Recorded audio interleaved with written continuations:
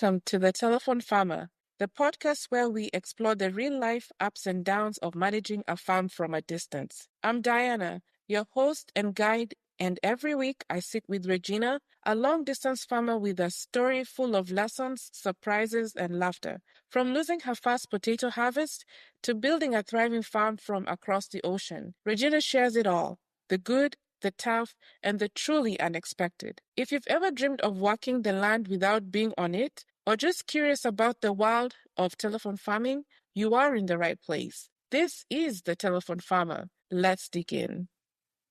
Hi, Regina. Please tell us a little bit about yourself and how you came to be a farmer.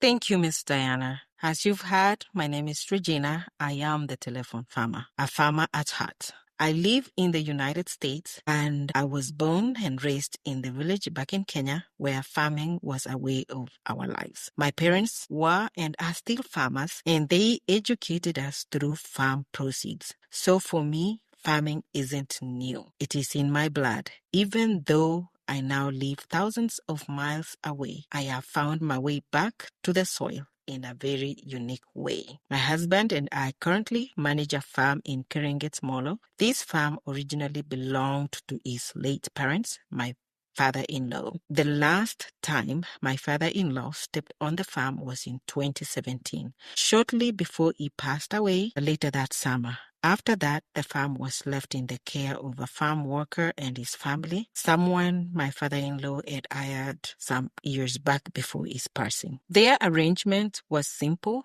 They could use 1 acre of the land and earn their salary through milk from the cows. The arrangement continued quietly until 2020 when everything changed. Wow, that is a very interesting story. So, if you can tell us a little bit more how the journey of actually being a telephone farmer began. Well, like I mentioned earlier, about 2020, everything changed. This is because my sister had traveled to Keringet to visit my uncle who was sick at the time. And apparently my uncle actually lived next to this farm. So out of curiosity, my sister stopped by this property and she was amazed. She sent us pictures of the land and the animals. Despite being unattended by direct family members for years, the farm was still thriving, and that was the turning point. My husband, who hadn't really thought much about the farm, suddenly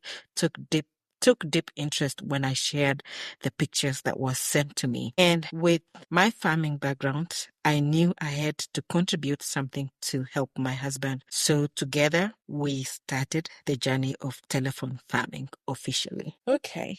Well, they say the journey of 1,000 miles begins with a first or a single step. What were some of the steps you and your husband took to actually set up the farm? Good question. The first step that we took definitely was to take inventory. We wanted to know what we had in that land. We wanted to know how many animals we had in that land. We wanted to know how the land was occupied. We, through the help of his brother, we managed to get the phone number of the farm worker who was at the farm. We called them, my husband called them and took inventory of the animals, whatever was in the land. And we asked for pictures. And unfortunately, the farm worker told us that he didn't have a good phone. So quickly, my husband, through my help, we got a phone. I sent money to my auntie who lived closer and she bought, the touch screen modest phone and took it to the farm worker. And the farm worker was introduced to this handset. He was shown how to do WhatsApp,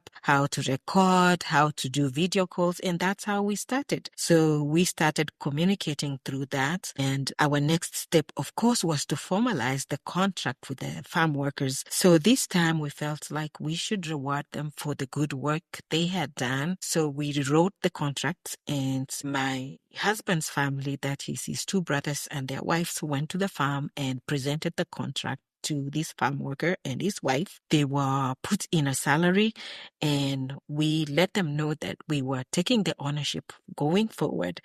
And basically that's how we started. It's interesting that you said, the farm worker was shown how to take pictures, take videos.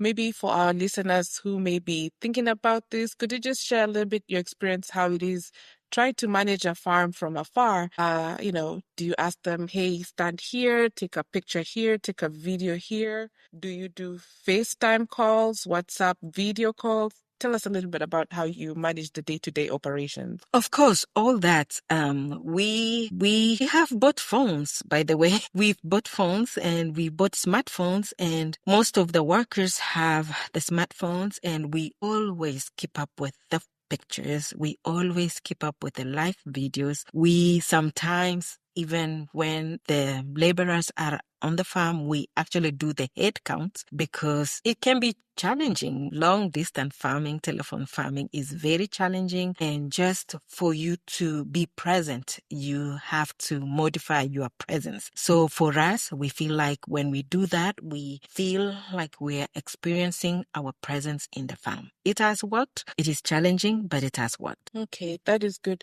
So when it comes to, you mentioned that you formalized the steps in terms of defining roles. Did you draw any contracts, any formal agreements? Yes, we had a contract that specified the roles of the husband of the farm worker and the roles of the wife of the farm worker. And we also had a time frame on this contract. And we drew our expectations and we, of course, had them sign. We asked for their ID and they agreed to the salary. And yeah, so it was a formal contract. Okay, that's very interesting. So now you've given us the history of how you came to be a telephone farmer, your background, how farming has been an important part of your life. Now, where are you and your husband today in terms of being current day telephone farmers? What are the day-to-day activities that you engage in to ensure that everything is running smoothly? I must say that we started rough, but we have not arrived to where we want to be, but we are somewhere. We have actually registered a company. Our company is called Chrysler Enterprise. In this company, we are a licensed seedling producer. We registered with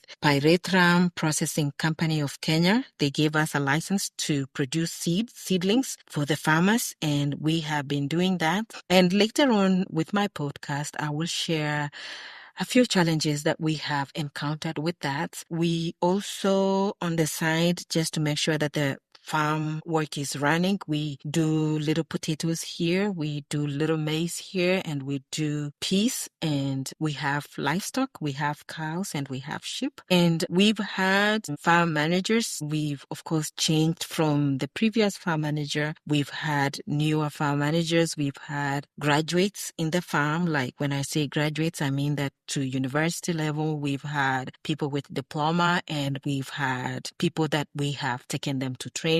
We have built 2 farm worker homes in this property, and we think that we are not where we started and we are not where we are going, but we are somewhere. Wow, that is quite impressive, Regina. When you think about this, you embarked on a new journey, and along the way, you also impacted and changed people's lives. So that leads to the next question. Could you just share what is the goal of this podcast, and also what is the inspiration behind it? Very good. And I appreciate you asking this question because I thought about these challenges and lessons we've learned, and I want to learn more too. So we thought about starting this podcast, and it is to empower, it is to educate and inspire long distance farmers like myself to manage a farm remotely from a distance. I know that I'm a Kalenjin. I'm from the Kalenjin tribe in Kenya, and I know that the men are given an inheritance by their parents, and I know that people have traveled, and I know I'm speaking to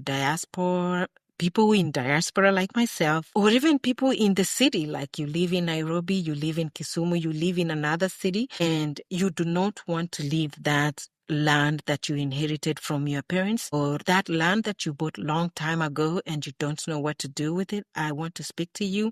This podcast is for me and you.